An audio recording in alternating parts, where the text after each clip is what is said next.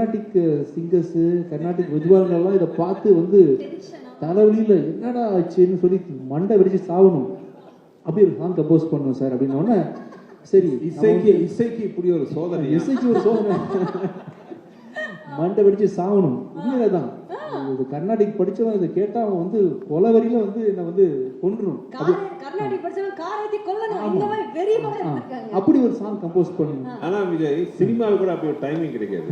ஏன்னா கவுண்டமணியில எல்லாம் வந்து டயலாக் பஞ்ச் டெலிவரி டைமிங் சொல்லுவாங்கல்ல, அதை விட டைமிங் என்னன்னா நானும் விஜய் பேசிட்டு இருக்கோம். இந்த வாய்ஸ் ஆனது இதுக்கு முன்னாடி ஒரு கொடுமையான வாய்ஸ்.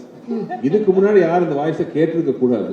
இந்த வாய்ஸ் இதுக்கு முன்னாடி எதுவும் பாடி இருக்க கூடாது. இனிமேல் லைஃப்ல அதுக்கப்புறம் பாடவே கூடாது. அப்படி ஒரு வாய்ஸ் வேணும். எங்க பிடிக்கிறதுக்கு போது டக் டக் கதை விஷால் என்ட்ரி சார் சாங் ரெடியா?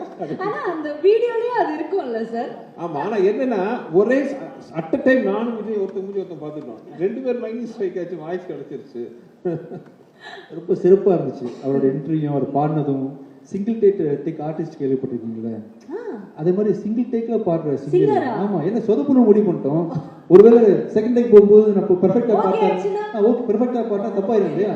என்ன சார் சொல்றீங்க? அதனால வந்து அதுல ஒரு ஹைலைட் நீங்க நம்ப மாட்டீங்க. அந்த சாங் வீடியோலயே வரும் ஒரு ஐட்டம் வரும், ஒரு ஐட்டம் வரும். அது உண்மையாவே இவரு போட்டு ஆலாபணம் இவரே சார் இங்க ஒரு ஐட்டம் போட்டாரோ நாங்க ஷாக்கு வெளியில. அதாவது நிலா கைதுல ஜானகி அம்மா போட்ட ஐட்டத்தை விட ஒரு பிரமாதமா ஒரு சங்கதியை போட்டாரு. அதனால மறக்க முடியாத ஒரு சாங் தான் அந்த சாங். இப்ப நம்ம தட்டி திரும்ப எழுப்பி கொண்டு வந்திருக்கோம். கண்டிப்பா அது வந்த டைம்ல பயங்கர வைரல் ஆச்சு.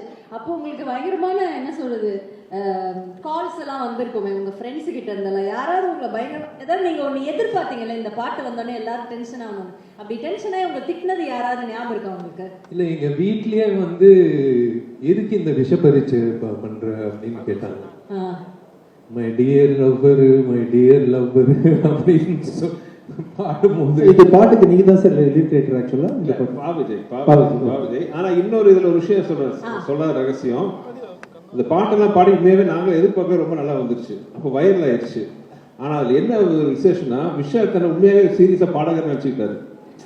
இன்னும் அவர் நினைச்சுக்கிட்டு இப்ப நேற்று கூட சொன்னாரு, சார் கண்டிப்பா பாருங்க ரிலீஸ் ஆனா பாட்டுக்கு ஒரு அவார்டு கொடுப்பாங்க அப்படின்ட்டு. செய்திகளை உடனுக்குடனும் துல்லியமாகவும் தெரிந்து கொள்ள சப்ஸ்கிரைப் பண்ணுங்க.